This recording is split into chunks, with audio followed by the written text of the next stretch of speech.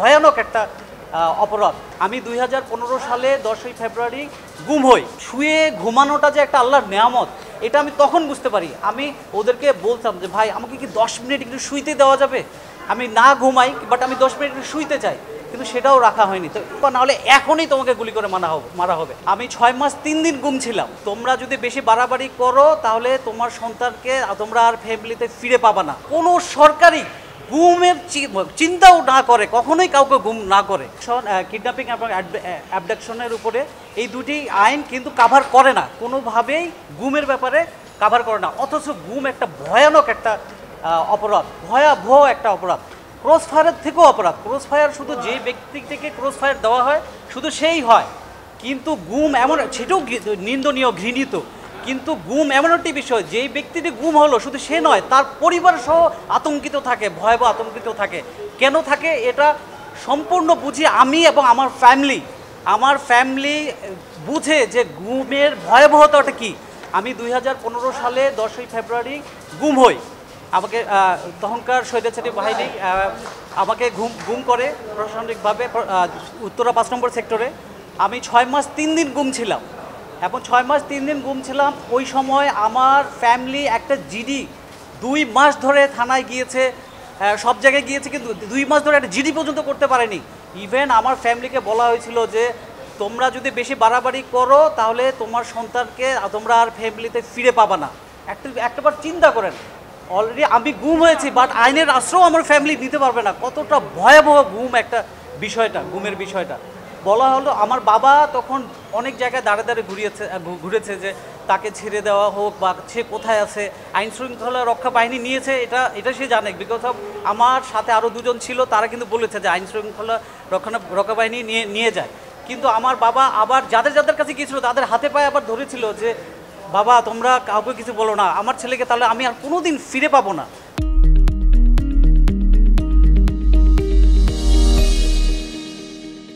কোনো দিন আমি ফিরে পাবো না, আমার ছেলেকে এইগুলো নিয়ে আমরা বাড়াবাড়ি করলে আমার ছেলেকে নাকি আর ফিরতেই দিবে না।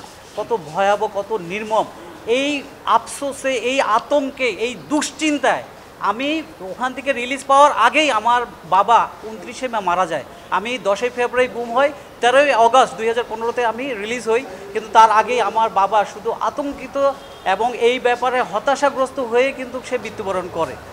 তো একটা জিনিস দেখেন, ওই সময় আমি স্বৈরাচারী শেখ হাসিনা আমাকে গুম করলো, আমার বাবা যে এই যে মারা গেল, এটা কি কোনো দিন ফিরিয়ে দিতে পারবে সেই সরকার?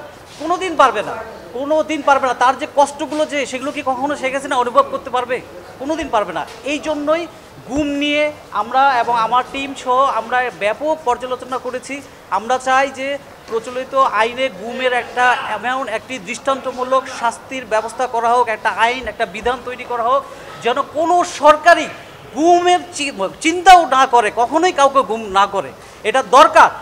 এটা এমন একটা ক্রাইম, এই ক্রাইমটা রাষ্ট্র বলছে যে সে ক্রাইমই করে নাই, কারণ সে তো স্বীকারই করছে না যে সে গুম করেছে। এই জন্য আমরা একটা রিপ্রেজেন্টেশন দিয়েছি আজকে।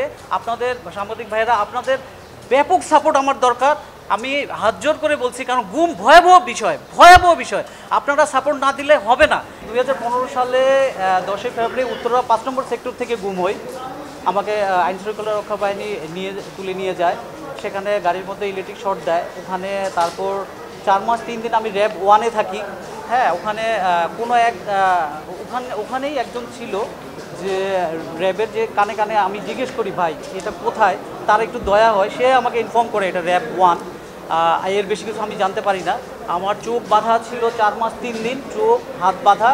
এবং 10ই মার্চ সালাউদ্দিন ভাইকে যে রুমে রাখা হয়েছিল আমাকেও সেখানে রাখা হয়েছিল। আমি তার আওয়াজে, তার ভয়েসে আমি সেটা বুঝতে পারি।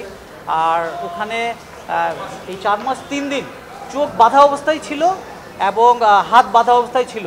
তো আমার ইচ্ছে, আমি হয়তো প্রতিনিয়ত মৃত্যুর একটা আতঙ্কে থাকতাম, কখন না জানি আমাকে মেরে ফেলা হয়। তো আমি একটা সময় আমার কাছে মনে হচ্ছিল যে এই মনে মেরে ফেললো, এরকমভাবে আমাকে একবার গোসলও করানো হয়েছে, তওবার নামাজ পড়ানো হয়েছে যে আজকে মেরে ফেলা হবে। তো আল্লাহর অশেষ রহমত, যে কোনো কারণে তারা সেদিন আমাকে মারেনি, পরবর্তীতে আর হয়নি। তো আপনার ওখানে এতটা নির্যাতন চলতো যে আমার মনে হতো যে মৃত্যুর আগে আমাকে যেন তারা 10 মিনিট শুইতে দেয়। মানে ঘুমানো তো ওখানে বসেই ঘুমাতে হবে, এই 4 মাস 3 দিন আমি বসেই ছিলাম, কিন্তু আমার একটা শখ ছিল, মানে শুয়ে ঘুমানোটা যে একটা আল্লাহর নেয়ামত, এটা আমি তখন বুঝতে পারি। আমি ওদেরকে বলতাম যে ভাই আমাকে কি 10 মিনিট একটু শুইতে দেওয়া যাবে, আমি না ঘুমাই বাট আমি 10 মিনিট একটু শুইতে চাই, কিন্তু সেটাও রাখা হয়নি। তো আমার ইচ্ছে ছিল আমাকে মেরে ফেললেও যেন 10 মিনিট আগে আমাকে শুইতে দেওয়া হয়, এতটা নির্মম, এতটা বর্বর ছিল। তো 4 মাস 3 দিন ওখানে রাখা হয়। এরপর এরপর 2 মাস তারা আমাকে নিয়ে যায় ভ্যানে, মাইক্রোবাসে করে, তারপর আমি জানি না কোথায় নিয়ে যায়। এরপর গাড়ি চেঞ্জ করে নিয়ে যায়, তারপর যেখানে নিয়ে যায় সেখানে গিয়ে আমি ওখানেও একজনের সঙ্গে আমি বলি ভাই আমাকে কি মেরে ফেলবে, আমাকে কি ছেড়ে দিবে না, বলতে পারি না। আমি বলছি ভাই এটা কোথায়, অত এইটুকু বলেন।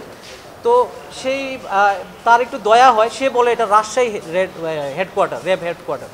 তো তারপর ওখানে আমাকে 13ই অগাস্ট আর আনুমানিক রাতে, মধ্যরাতে হবে, তারা নিয়ে আবার গাড়িতে তুলে একটা জঙ্গলের মধ্যে ছ্যাঁচড়া টেঁচড়া নিয়ে যায়, এবং ওখানে আমাকে ওয়ার্নিং দেওয়া হয় আমি যেন কোনোভাবে রাজনীতির সাথে সম্পৃক্ত না হই, আমি যেন আমার প্র্যাকটিস লাইফেও না আসি, আমি যেন কারো কাছে কোনো কিছু না করি। ইভেন তারা এটাও বলে তুমি বলবা যে তুমি আইনশৃঙ্খলা বাহিনী তোমাকে নেয়নি, প্রশাসনের লোক তোমাকে নেয়নি, তুমি বলবা তুমি নিজে থেকেই কোথাও ঘুরতে চলে গেছিলা, এটা বলবা। যদি বলো তাহলে তোমাকে ছেড়ে দেবো, নাহলে এখনই তোমাকে গুলি করে মারা হবে।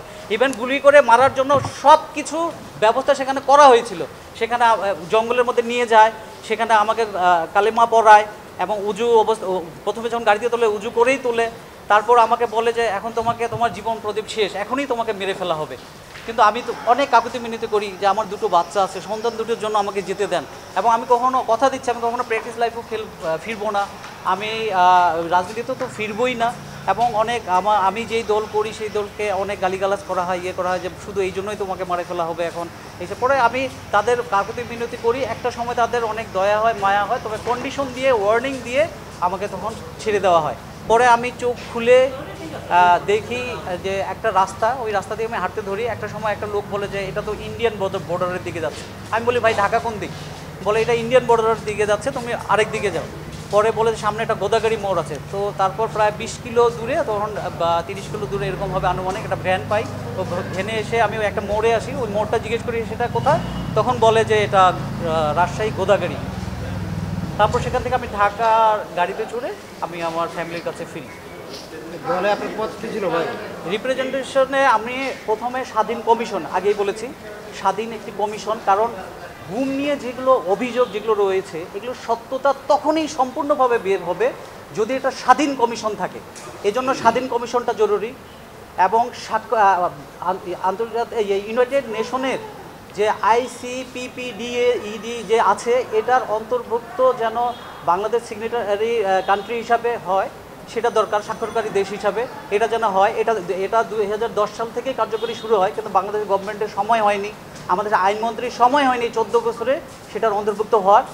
এবং আমি চাই যে এই কনভেকশনের যে ডেফিনেশন, এটা যেন বাংলাদেশ আইনে অ্যাডপ্ট করা হয়, এবং বাংলাদেশে অবশ্যই যেন গুমের উপরে একটা দৃষ্টান্তমূলক যেন একটা শাস্তির বিধান তৈরি করা, একটা ধারা করা হয়, এটাই আমার চাওয়া। আর এটাই আরও বিস্তারিতভাবে এটাই আমি রিপ্রেজেন্টেশনটাতে দিয়েছি।